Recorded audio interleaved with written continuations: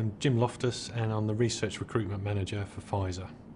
My job involves various aspects of trying to recruit talent into Pfizer in Sandwich in the UK. So in particular, graduate recruitment, school leaver, the sort of recruitment we do in academic institutions, placements for undergraduates, work experience, and those sorts of things. But as well as that, I also support the teams here in recruiting more senior and specialised staff.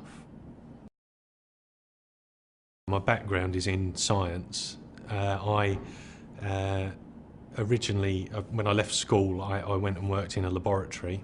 That's what at school. That's what I knew I wanted to do.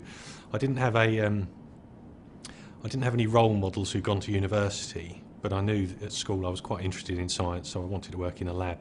I came here on a one-year contract. Took a bit of a risk because I was in a secure job in the NHS, in a path lab, but I took a risk because I thought, well, it's a new challenge, and I really did. I had family members who'd had strokes, and it was something I wanted to try and make a difference in. Well, I had an uncle who had a stroke when he was in his 40s, and we used to go and visit him in a Cheshire home, and there didn't seem to be anything anyone could do for him. So, I really thought if there was something on the research side, when moving to Pfizer, if there was anything I could do that could find a treatment to alleviate that sort of suffering that he went through, but also my auntie who had to watch him and my mum who watched her brother like that, then it would be a very valuable thing to do. So I thought I'll take the risk with a one-year contract and see how it goes. And 20 years later, I'm still here. My degree was by day release. It took me about 7 years, one day a week, going to university to get my degree.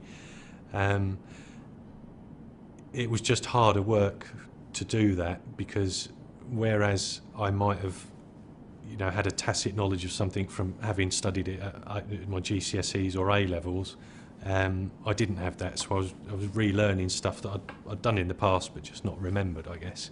I think that those early years are very important, despite the fact that I said at the start it's a very difficult time because there's all sorts of other things going on.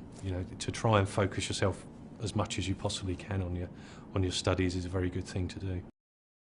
My dad was an Irish builder, basically. He was very proud of what he'd done, in terms of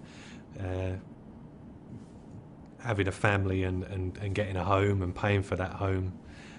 But he always just said to me, get yourself a good education and, don't be like I am, where I have to, rely on my hands and be a labourer.